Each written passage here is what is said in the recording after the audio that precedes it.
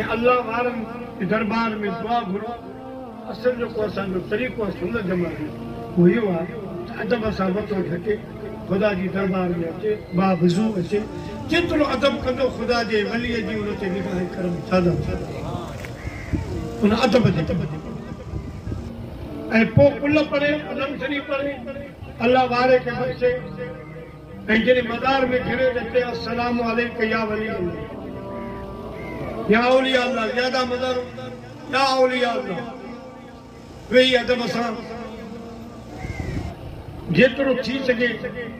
त क़ुर हथ में यासीन हथ में लाए त पेरनि खां यानी हीअं मज़ार हिन जॻह ते वेह हेॾा चहिरो बि साम्हूं थींदो हिन पेरनि वारी जॻह ते इहो अदब आहे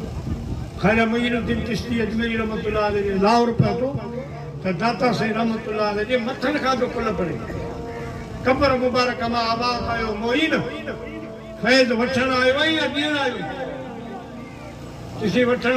फरमायूं वठण वारा मुठनि खां कोन बीहंदा आहिनि 40 ॾींहं साईं वेठो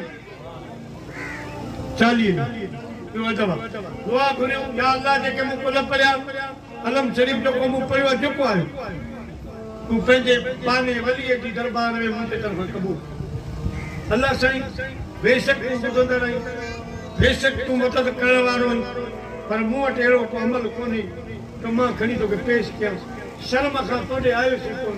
तुंहिंजे वलीअ जो पासो वरितो अथई जंहिं तोखे राज़ी कयो आहे जेको राज़ी करे तोखे सुठो आहे ऐं अल्लाह इन जे मुहाबे इन जे सजदनि ऐं नफ़लनि जे मुहाबे मुंहिंजी हीअ अड़ी दूर कर